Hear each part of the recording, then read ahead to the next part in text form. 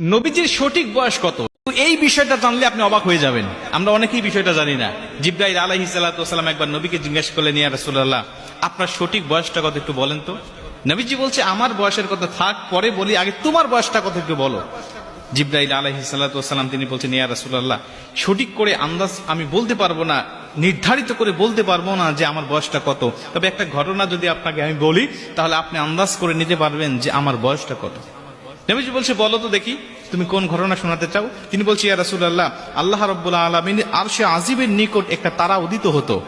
আমি জন্মের পর পরে দেখেছি সেই তারাটা উঠতো, আর একবার উদিত হলে এই তারাটা ৭০,০০০ বছর পর্যন্ত উদিত থাকতো, এ অস্ত যেত না। আবার ৭০,০০০ বছর পরে যখন অস্ত যেত, এই অস্তবিত হওয়ার পরে সে ৭০,০০০ বছর পর্যন্ত অস্তবিত থাকতো, সে উদিত হতো না। ইয়া রাসূলুল্লাহ, ইয়া হাবিবাল্লাহ, আপনি জেনে আশ্চর্য হবেন, যেই তারকা ৭০,০০০ বছর উঠলে আর নিভতো না, নিভলে আবার ৭০,০০০ বছর পরে উদিত হতো, এই তারকাটা আমি উঠতে আর অস্তবিত হতে দেখেছি ৭২,০০০ বার। আমরা অনেকেই এই ঘটনা শুনলে পরে অবাক হয়ে যেতাম, আরে তাহলে এত বয়স তার, জিবরাইল আলাইহিস সালাতু ওয়াস সালামের এত বয়স, যে ৭০,০০০ বছর পর যেই তারকা উদিত হয়, আবার ৭০,০০০ বছর পরে যেই তারকা অস্তবিত যায়, এই তারকা নাকি উদিত হতে আর অস্তবিত যেতে সে দেখেছে ৭২,০০০ বার। তাহলে কত লক্ষ হাজার বছর বয়স তার। কিন্তু নবীজি কোনো বিচলিত হলেন না, নবীজি আশ্চর্য হলেন না। নবীজি স্বাভাবিকভাবে থেকে মুস্কি হাসি দিয়ে ডাক দিয়ে বলছে, জিবরাইল, ওই তারকা কি আজও তুমি দেখতে পাও?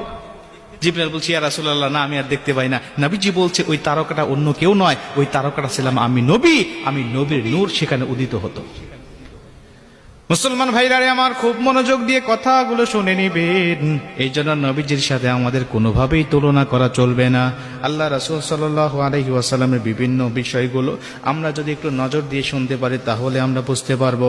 আল ইয়াসাব গ্রন্থের ১ম নম্বর খণ্ডে ৫১ নম্বর পৃষ্ঠায় আল্লাহ রাসূল সাল্লাল্লাহু আলাইহি ওয়াসাল্লামের জন্মের বিষয়গুলো চমৎকার ভাবে উল্লেখ করেছেন।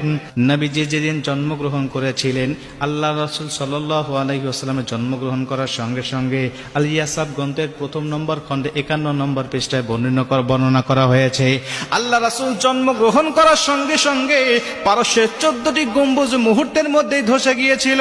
যেই অগ্নিকুণ্ড হাজার হাজার বছর ধরে প্রজ্বলিত ছিল, ইহুদিদের অগ্নিকুণ্ড, যেখানে তারা অগ্নি পূজা করত, আগুন পূজা করত, এই অগ্নিগুলো হাজার হাজার বছর ধরে প্রজ্বলিত ছিল, সেগুলো মুহূর্তের মধ্যেই নিভে গেল। সম্রাটেরা বিচলিত হয়ে গেল, কি ব্যাপার, এই আগুনগুলো কোনদিন নেবে না, কিন্তু আজকে নিভে গেল। এত মজবুত করে গম্বুজগুলো নির্মাণ করা, এগুলো মুহূর্তের মধ্যে ধসে গেল, মূর্তিগুলো মাথা নিচু হয়ে গেল। অন্যরকম অবস্থা কেন দেখা যায়?